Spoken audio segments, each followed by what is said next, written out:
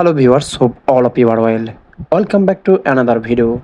This video I will show you how to remove front panel of the HP desktop G2 PC. If you want to clean your desktop, replace RAM, front panel, access internal components or perform maintenance, this guide will help you remove the front cover safely and easily. So stay tuned how to remove it. First we will remove screw and cover. Then we will remove front panel.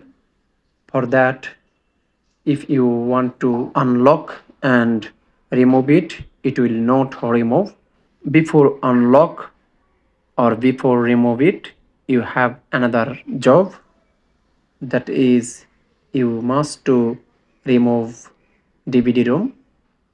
Without remove DVD ROM, you can't remove front panel. For that, we will press the lock and turn the DVD ROM. It will remove. Then we will remove unlock and remove front panel without any barrier. Here you see, after removing, if you have finished your job, you will first install front panel, then you install DVD ROM.